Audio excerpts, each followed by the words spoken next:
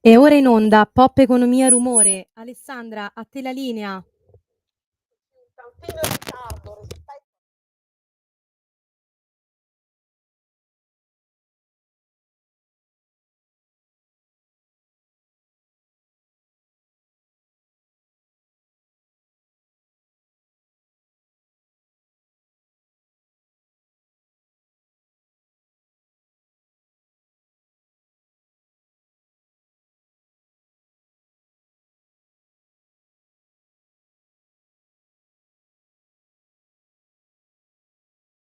A farne le spese, indovinate un po', i consumatori, l'economia reale, la pop economia e le bollette che vanno a sbattere, le più care, le più alte d'Europa, che vanno a sbattere sulle famiglie, le imprese, le industrie. Allora noi proviamo a dare come ogni martedì a Pop Economia in questa trasmissione le nostre risposte, voi fateci le vostre proposte, soprattutto i commenti, le domande. Stiamo contattando gli ospiti che oggi sono un pochino in ritardo, abbiamo già in collegamento il presidente del Codacons, prezioso Gianluca Di Ascenzo. Buonasera. Ben ritrovato Presidente, vedo che si sta a fatica, ma ce la faremo, collegando anche Nino Sunzeri, giornalista economico della Verità e Panorama. Eccoti Nino, ti vediamo subito Sì, collegato. ho avuto qualche problema di collegamento. Problema di bolletta anche tu Nino? C'è la bolletta forse? Qualche problema di bolletta che ha impedito il collegamento? Beh, questa è una bolletta del telefono. No, Non si la sa, bolletta dici la del gas. verità, tu dici sempre la verità. E stiamo aspettando, siamo fiduciosi, la telefonica anche con il professor Davide Tabarelli, presidente di Nomisma Energia, che ci farà le sue previsioni e ci commenterà le azioni di questi giorni. Un clima molto difficile, però noi ce la faremo. E allora, caro Nino, cominciamo con te. Cominciamo dicendo sempre la verità. Perché che cosa succede? Lo accennavo mentre tu ti collegavi, il prezzo del gas va ai massimi da 2 anni in Europa e la preoccupazione è quella delle scorte che già sono abbastanza traballanti, almeno l'allarme è questo riportato dai giornali e dalle agenzie. Ovviamente tutto questo, tu me lo insegni, spinge alla cosiddetta guerra a rallye delle commodity perché la scarsa domanda, la scarsità delle risorse spinge sulla domanda. Che succede Nino? Che cosa secondo te dobbiamo aspettarci? E la stessa domanda poi la farò al professor Tabarelli. Possiamo solo aspettarci che la guerra finisca e che in qualche maniera le forniture dalla Russia, seppur lentamente, ricomincino, perché al momento il presidente di Arera aveva detto che nel corso dell'anno, aveva previsto che nel corso dell'anno il prezzo del gas sarebbe sceso e quindi sarebbero scese anche le bollette. L'anno è appena cominciato, per il momento non nel migliore dei modi, con il gas che tocca i massimi, però è anche vero che fa un freddo veramente notevole, non so lì da voi a Roma, ma qui fa freddo Nino, tira un freddo in Europa, tira un freddo a Roma, tira un freddo a Milano. E come facciamo? Come facciamo a proteggerci? E so che il professor Tabarelli è in linea telefonica con noi. Professore, c'è? Sì, mi scuso, è il freddo che mi ha ritardato le cellule cerebrali e mi sono distratto un attimo. Professore, noi sentiamo freddo. Io pensavo che anche lei fosse stato vittima di qualche bolletta, qualche telefonica andata male, invece non è così freddo. per lei. Io sono freddoloso e ho terrore del freddo. Trovo anche, mi fa molta rabbia che l'Europa, l'Italia, che debbano soffrire il freddo. Io soffro il freddo, ma posso permettermi di accendermi la stufetta. Ecco, professore, lei lo sa, lo elettrica. immaginerà quanto stanno soffrendo gli italiani per questa mazzata delle bollette, perché lo dicevo in anticipo, lei ovviamente lo sa meglio di me, c'è stato questo rialzo del gas, è una cosa assurda perché il gas è salito, il prezzo del gas va ai massimi da 2 anni in Europa. Come le mettiamo con le scorte? Cosa dobbiamo aspettarci e cosa dobbiamo fare? Dunque, allora, oggi io ormai da un mese e mezzo che dico l'ipotesi più probabile è che i prezzi abbiano raggiunto il massimo. Lo dicevo quando era 45, adesso è 57, perciò mi sono sbagliato. Continua a salire perché un po' fa freddo, non è un freddo eccezionale, è un freddo come tutti gli inverni normali, solo che negli ultimi 2 anni, quando c'era la guerra, ha fatto molto caldo d'inverno, perciò non ce ne siamo accorti. E le scorte stanno scendendo, c'è stata anche questa totale interruzione dalla Russia e pertanto è un normale squilibrio domanda-offerta, perché come dicevo l'ascoltatore prima, cioè noi siamo in guerra, ecco, c'è una guerra in Europa in corso. Il giornalista della coinvolto Verità Nino Sunseri di Panorama è con noi qui presente. Esatto, Ora, cioè c'è una guerra in corsa e noi non possiamo dimenticarci che il 40% delle forniture venivano dalla Russia. Tra l'altro è un bene il gas che non è come coltivare delle patate, non è che in una stagione uno aumenta e può andare a prendere con una carriola da un'altra parte. Ci sono delle strutture che sono state fatte nel corso dei decenni. Noi addirittura quelli tubi della Russia che ne ha fatto molto gli italiani, sono state ideate da quando c'era Mattei, quando c'era l'Unione Sovietica, Brezhnev, Khrushchev addirittura. Poi sono stati realizzati dopo, nel 74 sono partite le prime quantità. Ecco, solo per dire che se sono passati fra pochi giorni 3 anni dall'inizio della guerra, ce ne vogliono molti per affrancarsi da questa grande dipendenza e pertanto questi giorni che abbiamo questi rialzi è semplicemente un assestamento all'interno di quel violentissimo terremoto che è stata la guerra del 24 febbraio 22. Ecco, questa è una tragedia europea, stiamo al freddo, paghiamo bollette più care, quegli altri invece che si stanno scannando è una cosa fuori dai coppi. Ecco, Questa è una magra professore, il consolazione. ministro dell'Energia giorni fa, Frattini, ha detto che il governo valuta misure per mitigare i prezzi delle bollette. Sulle bollette cosa può dirci? Possiamo stare tranquilli, è una parola molto molto grande, ma cosa dobbiamo aspettarci anche da quel punto di vista? E poi voglio chiederle un'altra cosa.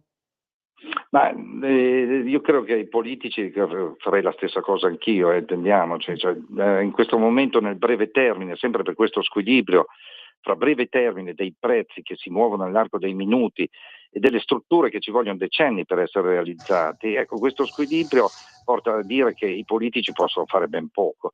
Io oggi in maniera provocatoria ho tirato fuori il carbone, ma non è un assurdo. Cioè è assurdo che non teniamo della capacità di riserva nelle nostre centrali elettriche, perché se viene a mancare la Russia o un giorno verrà a mancare l'Algeria, speriamo di no, o gli Stati Uniti perché, che ne so, succede qualche cosa, tra l'altro o la Francia con le sue centrali nucleari che ha dei problemi. Cioè, noi abbiamo un sistema energetico italiano che il buon senso suggerirebbe di avere della capacità di riserva. Ecco, quello che dà l'indicazione del Ministro è qualche intervento, si potrebbe pensare a qualche intervento tipo quelli del 22, di aiuti di Stato, cioè riduciamo l'IVA, ma questo vuol dire semplicemente aumentare le bollette, cioè è un gioco delle 3 carte. Non lo pago subito, prometto di pagarlo in futuro, cioè vado a debito, che è più o meno la stessa cosa. Ecco, professore, lei mi porta la palla in campo, diretta vado. Dati alla mano riportati ieri in un bellissimo pezzo del Corriere della Sera, firma di Fubini. Solo nel 2023 l'Italia ha versato al resto del mondo una bolletta energetica da 93,7 miliardi di dollari. E allora il punto è sempre lo stesso, quello che sempre con lei ci diciamo, l'indipendenza, l'autonomia energetica dell'Italia che ancora non c'è. Lei lo ha ricordato prima, la lezioncina di Putin nel 2022 quando ci tagliò, no, il gas per i motivi che sappiamo. Ora, quali sono i piani dell'Italia per cercare di avere questa famosissima, benedetta indipendenza energetica? E poi un'altra questione sul piatto, che è anche una questione geopolitica. Con Trump ora alla Casa Bianca, anche l'Italia dovrà scegliere sul nucleare, ma anche dovrà scegliere politicamente e anche dal punto di vista dell'opportunità economica da che parte stare. Lei come la vede? Ma l'Italia e l'Europa, anche magra consolazione, è dipendente dall'importazione di energia. le vorrei dire, io da 40 anni che sono qua dentro quasi, parliamo dai primi anni 80 di politiche per affrancarci da dipendenza da cui gravità era esplosa con le prime crisi energetiche, però anche prima è sempre stato un problema, noi siamo un paese senza materie prime. Detto questo, cosa stiamo facendo? Prima di tutto le fonti rinnovabili, ma anche qua è una cosa che abbiamo cominciato a fare all'inizio del Novecento col grande idroelettrico, col piccolo idroelettrico alla fine dell'Ottocento, cioè invito tutti ad andare a vedere, visitare i laghi artificiali, questo patrimonio straordinario, tuttora importante perché chi ha le concessioni idroelettriche è ricchissimo, ma anche un patrimonio storico, culturale delle nostre montagne che è ricchissimo. Ecco, questo fare le fonti rinnovabili, adesso pensiamo a queste solari, a queste paleoliche che però sono problematiche e poi che fanno però il giusto. E poi secondo me ci sarebbe la produzione di gas nazionale che potrebbe fare qualcosa di più, anche questo non sarebbe risolutiva. Adesso siamo a 3 miliardi di metri cubi, ne importiamo 59, è assurdo che non estraiamo quelle che abbiamo, che sono almeno 10 miliardi di metri cubi all'anno. E poi c'è il nucleare, col nucleare che è controverso, che è difficile, che è un problema in tutte le democrazie, anche negli Stati Uniti, però è giusto provare a ripartire, perché se noi, allora io spero cioè noi abbiamo un grave problema, o che gli scienziati del cambiamento climatico si sono sbagliati, cioè ha già ragione Trump che è tutta una sciocchezza questa cosa del cambiamento climatico, oppure noi siamo destinati a morire bolliti, perché noi dei fossili in questo momento non faremo mai a meno. E questo vuol dire che se abbiamo urgenza veramente di risolvere il problema del cambiamento climatico da CO2, noi dobbiamo fare subito il nucleare, perché è l'unica fonte che è prevedibile, programmabile, a grande intensità energetica e zero o quasi emissioni di CO2. Ecco, per quanto riguarda la politica e la politica americana e la politica italiana, lei come la vede? Noi Italia, che scelta dovremmo fare prima di essere anche indipendenti energeticamente, perché non lo siamo? Guardi, sarà perché comincio a essere anziano, come dicevo prima, ma ne ho visti già parecchi di presidente. Pochi giorni fa è morto Carter, che io cominciavo, ero studente ed è stato il presidente dello secondo shock petrolifero, degli ostaggi iraniani, ed è stato il presidente che ha fatto il Department of Energy degli Stati Uniti nel 76, che è una delle cose più belle nell'economia e nell'energia che c'è. Ecco, ne ho visti parecchi dei presidenti, non è che la politica dei presidenti cambia molto il trend. Io sono felice che questo Presidente del Consiglio italiano, che io non ho votato, che però abbia fatto una scelta decisamente atlantista. Ecco, noi dobbiamo stare con gli Stati Uniti, con l'Atlantico, con gli anglosassoni, con l'Occidente, con le democrazie, cambiarle dall'interno, aiutare a modificare le idee un po' troppo rivoluzionarie per quanto mi riguarda, insomma, dell'energia, degli ambientalisti, cercare di capire meglio questo problema del cambiamento climatico, però io vedo che se in questo momento l'energia è un problema per l'Europa e non lo è per gli Stati Uniti, è perché loro hanno sfruttato le loro risorse interne, di gas soprattutto, che vuol dire anche fare delle trivellazioni. Purtroppo c'è questo slogan che se ne è appropriato questo presidente di destra, che è questo drill baby drill, che non mi piace, però quando dico nel mondo la prima fonte è il petrolio, con il gas che è la seconda, insieme fanno il 60% della domanda mondiale di energia. Ecco, in giro per il mondo, per me e per lei, qua in Italia ci sono un sacco di drill baby drill, cioè non stiamo a pensare agli americani che perforano dappertutto, tutto il mondo sta perforando a beneficio dell'energia di tutti e di tutto il pianeta. Allora, gli USA, se sono avanti, dice il presidente Trabarelli, è perché hanno sfruttato le loro energie. La strada è il ritorno al nucleare, tante volte ce l'ha detto. Nino Sinceri, in una battuta ti chiedo velocità perché oggi siamo andati un po' in ritardo, siamo già in corsa. Cosa ne pensi? E chiudiamo questo focus. Sul nucleare sono totalmente d'accordo, purtroppo non è una scelta immediata, ma non è una scelta immediata nemmeno, e credo che il professor Tabarelli me ne può essere testimone, cioè per mettere su una centrale ci vogliono almeno 10 anni. È chiaro che da qua a 10 anni può succedere tutto, spero di essere ancora tra di voi, ma non è, data la mia non più prestissima età, ci vogliono 10 anni, certo una volta o l'altra bisognerà pur cominciare, se non si comincia mai non si finisce mai. Però la situazione è questa, una centrale nucleare, a parte i costi spaventosi che comporta,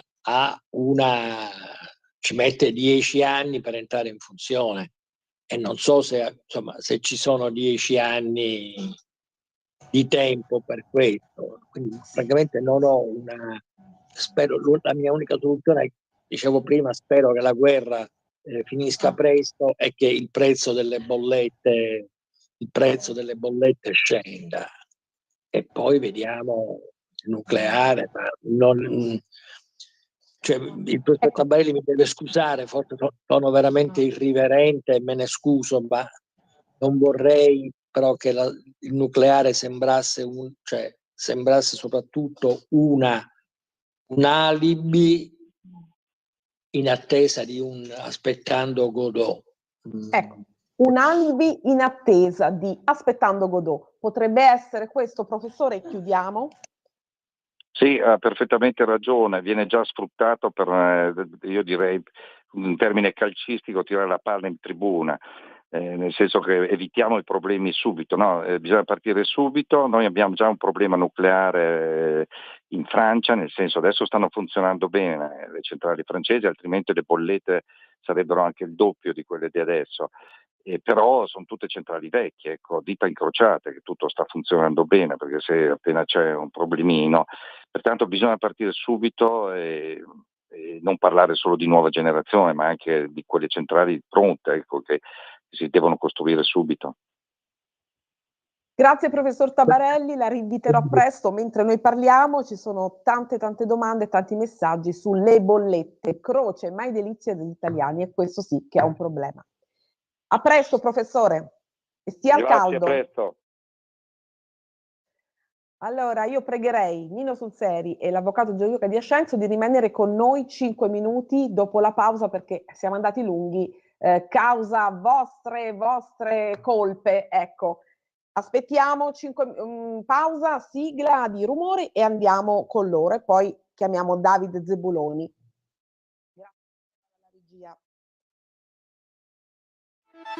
Stai ascoltando Radio Libertà, la tua voce libera, senza filtri né censure, la tua radio.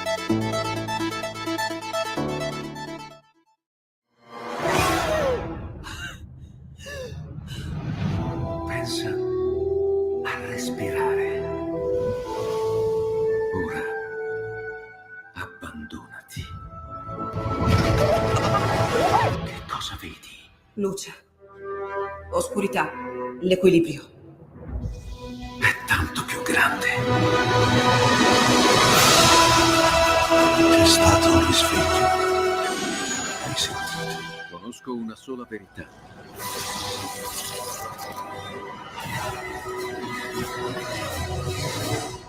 Movie Time ti fa entrare nel vivo del cinema, ti fa sentire come se fossi tu il protagonista del grande schermo.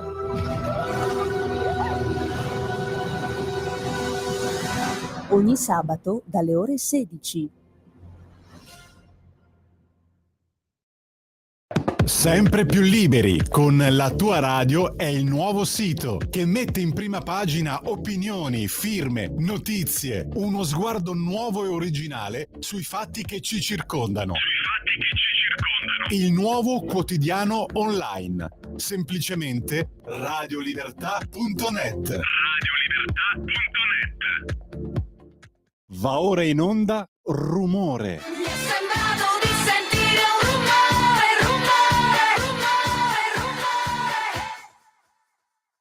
Alessandra, a te la linea. col rumore, mi scuso con Davide Zebuloni, arrivo tra 5-6 minuti, lui ci sta sicuramente ascoltando, lo vedo già in linea, voglio concludere questa parte di Pop Economia e il rumore è quello delle bollette e questo mi sembra chiaro. Presidente Gianluca Di Ascenzo, nel paniere Istat, lei ha ascoltato molto attentamente, l'ho vista mentre parlava il presidente Tabarelli, c'è più peso a casa ed energia per questa volta, i dati sono usciti settimana scorsa, ma anche lo SPEC, pensate, anche gli shorts, anche il cono gelato entra in questo paniere. Allora, come stanno gli italiani? Qual è la percezione dei consumatori, dai vostri report, dalle vostre indagini? Ma purtroppo la canzone iniziale dice chi ha i soldi, i piedi al caldo ha. Questa è la situazione. Purtroppo abbiamo visto nel 2024, dati 2023, è aumentata la spesa delle famiglie, ma sono diminuiti in valore assoluto i beni acquistati. Quello che si sta verificando, che stiamo registrando noi, nonostante l'inflazione l'anno scorso poi dopo sia scesa, però le materie prime stanno aumentando.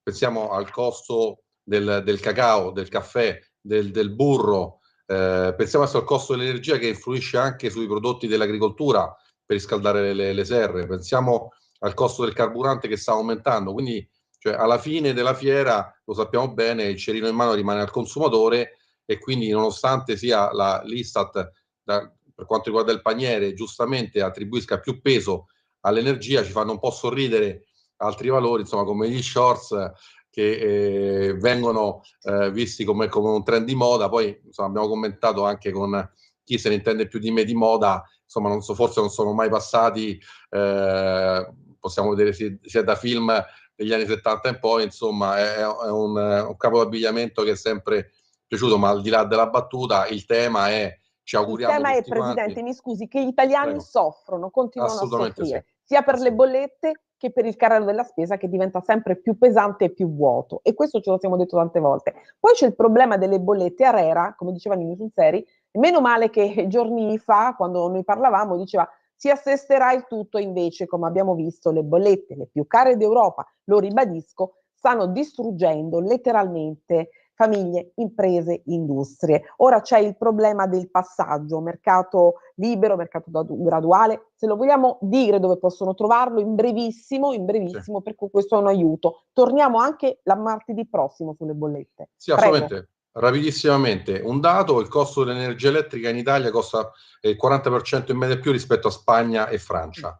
L'autorità per fortuna ha recepito il grido d'allarme e la battaglia del presidente Cusmeroli e di noi associazioni consumatori. I consumatori vulnerabili, che vuol dire gli over 75, i titolari di bonus, chi ha situazioni di salute tipo la 104, quindi con disabilità, piuttosto che chi si trova in situazioni dove ci sono stati delle catastrofi naturali, può rientrare nelle tutele graduali. Lo può fare fino al 30 giugno del 2025. L'autorità, e noi abbiamo rilanciato oggi il comunicato stampa dell'autorità, ha messo a disposizione dei consumatori un motore di ricerca, basta mettere il comune di residenza, lì compare il numero, l'indirizzo internet del fornitore al quale si può chiedere se si è vulnerabili di rientrare nel sistema di tutele graduali, che vuol dire che in questa situazione attuale almeno si può auspicare di risparmiare circa 130-113 euro su base annua.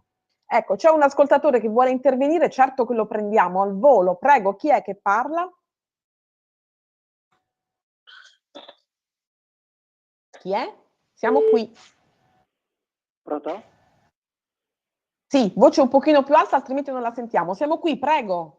Pronto, salve. Senta, io con tutti questi argomenti del costo della vita, eccetera, ho un rimpianto poiché la gente non so come ragiona, voglio dire, cioè lo so come ragiona, ma si lascia intorpidire il cervello. Voglio dire, tempi addietro, la mia formula sarebbe quella di rimettere a livello nazionale la scala mobile che quei maledetti di sinistra, compresi i sindacati bastardi, hanno permesso di distruggere in 2 tempi. Ok, questa è l'unica soluzione per difendere il potere d'acquisto. O siamo matti o non sappiamo leggere e descrivere, non lo so, questa è la formula e sfido qualsiasi a dire il contrario, alla faccia di quei disgraziati dell'Unione Europea che ce ne ha fatti di tutti i colori matematicamente, compresi i giudici che non intervengono, che sono corrotti.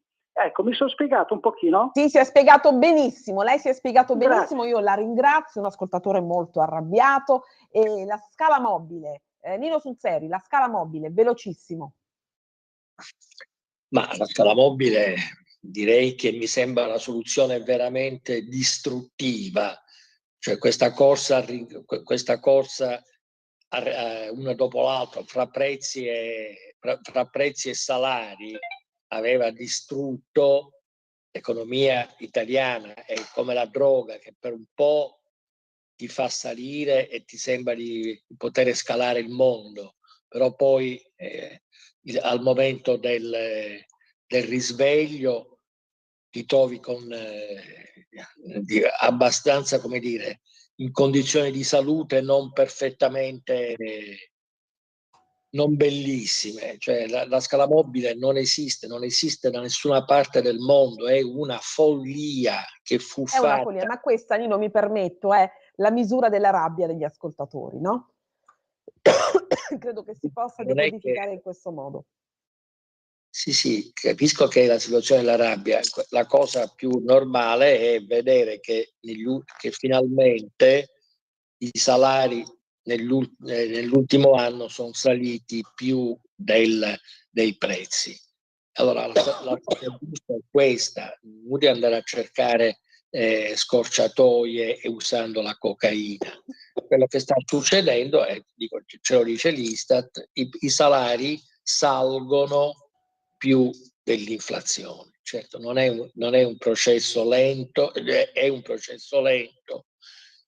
Ci sarà certamente da gioire con molta pacatezza, ma rimettere dentro, a parte il fatto che l'Europa non ce lo farebbe fare, ovviamente, ma poi così usciamo dall'euro, così diventiamo non l'Argentina, non lo so, cioè affondiamo in mezzo al Mediterraneo.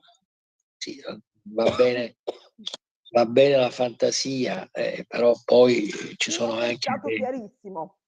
Un sistema che non risolve i problemi. Mi scuso per questa No, tosse che ancora non va via. Io vi devo salutare perché siamo andati oltretutto. Vi ringrazio, grazie Nino Sulzeri, La Verità e Panorama. E grazie Presidente di Ascenso. Alla prossima, grazie a voi. A presto. La prossima volta curati. Ciao. Non è la bolletta, o forse è il freddo, caro Nino. No, o forse può essere la bolletta perché magari ti tieni bassi i termosifoni. È il freddo. Tanto, ma forse vale la pena spendere qualche euro per dei russi. A presto. Un abbraccio. Un abbraccio. Ciao. E allora abbiamo Davide Zebuloni collegato, e mi scuso per l'attesa. Mi scuso Davide, ci sei? Ci sono collegatissimo. Ecco, mi scuso anche per la voce. Allora, Hamas, tu sei collegato da Israele, ormai gli ascoltatori e le ascoltatrici ti conoscono, giornalista di Makor Rishon, e Hamas blocca il rilascio, tutti lo sappiamo, tutti abbiamo visto questa notizia, e Trump stamattina ha detto così: se non si libereranno gli ostaggi, cioè non saranno tutti liberi entro sabato, si scatenerà l'inferno. Che cosa succede, David? Spiegaci. Allora, è una situazione di grande precarietà, una grande precarietà, non si sa bene cosa accadrà neanche domattina, proprio stasera.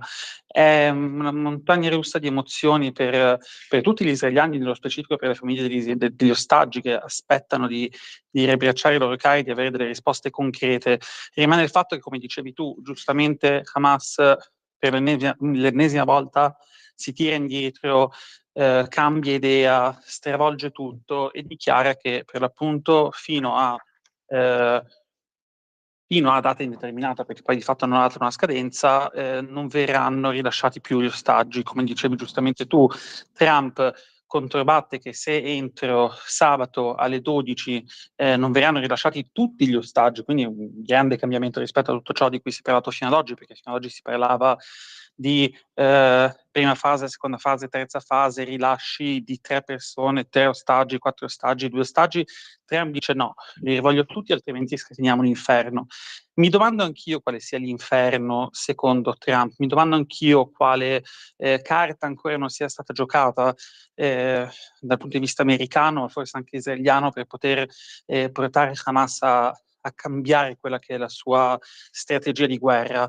Non ho una risposta, temo che in questo momento nessuno abbia una risposta, spero che perlomeno Trump ce l'abbia, ma non so bene dove vada a parare. Rimane il fatto che la sua voce, il suo richiamo, la sua richiesta in realtà è un po' la voce di tutti gli israeliani esausti di questo show, di questo teatro terribile, drammatico, indicibile che ha messo su Hamas, nel quale di settimana in settimana rilascia questi ostaggi ridotti a scheletro con tanto di palcoscenici e quant'altro. Esausti di questa situazione richiedono di avere indietro tutti i loro cari senza tanti... E tu, Davide, ce l'avevi detto anche l'ultima volta, è difficile credere, i tuoi dubbi sono stati purtroppo consolidati. Tu dicevi difficile credere a questa tregua che appare sempre più fragile, e così purtroppo dobbiamo constatare è stato. Poi c'è anche la paura dei familiari, no? Che ovviamente bloccandosi la tregua non riescono poi più a rivedere i loro cari, quindi c'è il terrore dei familiari. Ci sono tanti sentimenti che si innestano in questo momento, non è così? È proprio così, c'è la felicità assoluta, che è una felicità vera, profonda, sincera, di rivedere questi israeliani tornare a casa, questi ostaggi tenuti in cattività nei tunnel, nel buio, affamati per oltre 1 anno e 5 mesi, e c'è un'enorme tristezza abissale, assoluta, all'idea degli altri ostaggi, quelli che non sono tornati a casa, e poi c'è la rabbia, e poi c'è la paura. È un mix di emozioni che funge davvero da montagne russe, perché un attimo prima sei all'apice, poi un attimo dopo sei giù negli abissi, e a volte contemporaneamente sei sia felice che triste che arrabbiato, che gli israeliani sono esausti, sono esausti, e credo veramente questa guerra li abbia portati allo stremo delle forze, se non militari, psicologiche. Senti, Davide, volevo chiederti un'altra cosa. Quella decisione della Corte Penale Internazionale contro Netanyahu, ora com'è la percezione? Qual è il clima in questo momento in cui Hamas continua a torturare in questo anche modo psicologico, no? Israele? Da che parte stanno gli israeliani? Sono Guarda, sempre col loro premier, sempre di più, o quel distacco si sta, diciamo, riducendo, o c'è sempre quella parte un pochino con riserva? ti dirò, gli israeliani e Israele, essendo una democrazia assoluta, sono sempre in discordia, non sono mai d'accordo su nulla, c'è sempre coalizione opposizione che bisticciano, non arrivano mai a capo di nulla. L'unico argomento, uno degli unici su cui sono davvero d'accordo, è il fatto che questa condanna della Corte Penale Internazionale sia assolutamente indecente.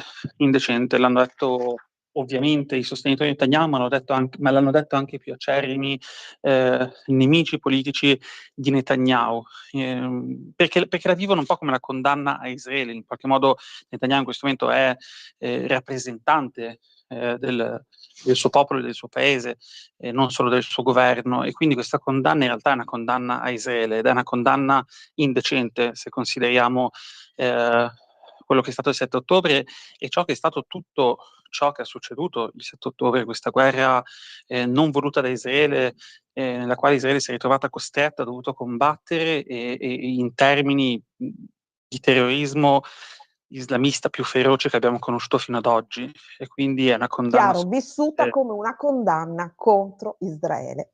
E allora, David, so che tu oggi non hai molto tempo, mi scuso per l'attesa e ti ringrazio per esserci sempre, per darci una voce importante da Israele, per farci capire qual è soprattutto non soltanto il movimento e il meccanismo, ma anche la percezione degli israeliani. Grazie ancora.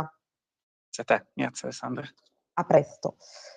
Eccoci qua, e allora l'ultima parte di questa trasmissione è dedicata ad una pillola che ho voluto inserire di buona sanità, perché c'è anche la buona sanità, quella sanità che ci aiuta anche nella prevenzione. E lo stress, cari amiche e amici di Radio Libertà, siamo tutti un po' vittime di stress, togliamoci anche l'un po'. Lo stress è il compagno di vita degli italiani, ce lo dicono i dati, i report, e va ad inficiare, ad incidere sulla digestione e ovviamente moltissimo anche sullo stile di vita. E ad ammalarsi non è soltanto lo stomaco, ma anche un organo fondamentale che partecipa alla vita anche psicoemotiva e mentale. Questo organo è il fegato ed è per questo che oggi ho voluto invitare un esperto del settore che è il dottor Marco Sensolo, specializzato in malattie dell'apparato digerente, dottore di ricerca in scienze patologiche, responsabile unità semplice malattie vascolari epatiche e trattamento ipertensione portale gastroenterologia, azienda ospedaliera Università di Padova. Buonasera, buon pomeriggio, dottor Sensolo. Buonasera, buonasera.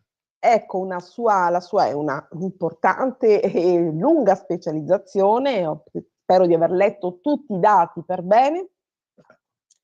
E dunque, come possiamo difenderci da questo stress e come possiamo tutelarci oggigiorno, noi tutte vittime? Ecco, io ho cominciato questa trasmissione con la croce, mai delizia, scherzandoci un po' su, ma poi arrivando ai dati reali, delle bollette. Tutti siamo vittime di stress per un motivo economico, per un motivo sociale, per un motivo interiore e questo si ripercuote sullo stomaco, sul cosiddetto reflusso. Che fare, dottor Sensolo? E poi passiamo al fegato, perché il fegato è un organo delicatissimo e fondamentale. Ha sicuramente ragione che adesso, diciamo, lo stile di vita di tutti quanti, insomma, non può prescindere da una quota più o meno importante di stress. E questo si può riflettere sulle malattie dell'apparato gastroenterico. Pensiamo solamente che su il 40% dei pazienti che afferiscono in un ambulatorio di gastroenterologia, ad esempio, hanno delle patologie funzionali, quindi non una malattia vera e propria dell'apparato digerente, ma qualcosa correlato alla malfunzione che spesso è anche correlata appunto allo stress, che va quindi in qualche modo gestito, insomma, per migliorare la funzionalità dell'apparato digerente, che può essere compromessa come digestione, come funzione gastrointestinale, percezione anche del gonfiore o del dolore stesso, che può essere alterata dallo stress stesso, come percezione proprio personale del sintomo. E la gestione poi è assolutamente personale, con varie strategie che si possono mettere effettivamente. Ecco, ce ne dica qualcuna, anche un po' per aiutare chi ci ascolta. 1, 2 o /3. Sicuramente è importante la gestione dello stress mediante quello che sembra, diciamo così, anche molto banale, ma è la gestione della respirazione. Perché è dimostrato proprio dal punto di vista scientifico che, ad esempio, il sintomo della pancia gonfia, quando non è correlato a una patologia gastrointestinale, è veramente correlata da una contrazione del muscolo del diaframma e un rilassamento dei muscoli della parete dell'addome. E quindi effettivamente quella gonfiore che noi vediamo è anche di questo tipo di riflesso che è alterato, e quindi la respirazione, per esempio, diaframmatica, che raccomandano come esercizio di rilassamento lo yoga e l'esercizio fisico anche quotidiano sono importanti, così come anche un'alimentazione corretta, non mangiare troppo velocemente e quindi inghiottire molta aria, ad esempio anche un'alimentazione corretta con un giusto e corretto apporto di fibre alimentari, e quando è proprio necessario anche terapie comportamentali, anche breve, se il livello di stress diventa ingestibile nella vita quotidiana e la compromette. Ecco, Università di Padova ci dice che cosa questo importante centro? Ci racconti qualcosa sul centro di Padova? La gastroenterologia, dove lavoro e mi sono formato, diciamo, negli anni, insomma, è una delle gastroenterologie sicuramente più importanti italiane, e non solo, perché diciamo parliamo nel 2020... di sanità pubblica. Sì, parliamo di sanità pubblica. E ricordare.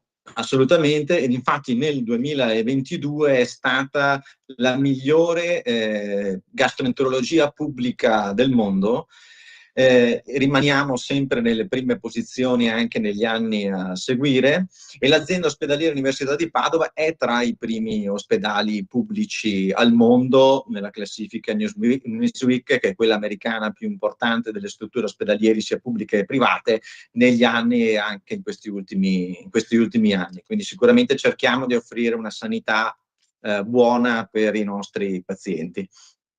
Ecco, veniamo al fegato. Dicevo, un organo fondamentale che incide sulla vita psico-emotiva e anche mentale. E c'è un libro bianco presentato dal Ministero della Salute sul fegato. Di che cosa si tratta? Ecco, proprio oggi c'è stato questo evento presso il Ministero della Salute della presentazione di questo documento, di questo libro bianco che è stato redatto da parte dell'Associazione Italiana Studio Fegato con gli specialisti, anche organi istituzionali, giuristi, economisti e anche associazione dei pazienti. Ed è stato redatto su stimolo di un cambio del tipo di patologia del fegato, perché si è passato negli ultimi anni dall'avere una prevalenza di malattie del fegato trasmissibili, come ad esempio l'epatiti, ad avere una prevalenza di malattie del fegato maggiormente collegate invece allo stile di vita, perché siamo riusciti a fare una buona prevenzione, ad avere nuovi farmaci, vaccini per l'epatiti, sia B che C, e in contemporanea è cambiata ed è aumentata l'epidemiologia di quelle che sono le malattie del fegato correlate alle nostre abitudini, sia alimentari sia alcol correlate. E questo ha stimolato a produrre questo documento che insieme a tutti i dati scientifici ha lo scopo di promuovere e lavorare con le istituzioni per un piano di prevenzione della salute sullo specifico argomento delle malattie di fegato. Ecco, le novità epidemiologiche, in senso stretto, quali sono? In una battuta velocissimamente. Attualmente le malattie prevalenti del fegato sono il fegato grasso e la patologia correlata all'abuso di alcol. Fegato grasso che mi pare, mi scusi dottore, sono affetti molti italiani da questa patologia, no? Se così possiamo chiamarla, proprio forse, vado un po' avanti, per lo stile di vita sbagliato, no? Il fegato grasso ha una prevalenza nella popolazione che è circa il 30%, anche in quella italiana, e abbiamo nel sud Italia una prevalenza ancora maggiore che è del 40%, che è simile a quella che c'è a quella che c'è, ci siamo frizzati. Adesso può addirittura coinvolgere i bambini. I bambini, ecco. Perché ci si ammala, tra virgolette, di fegato grasso? Una questione di cibo?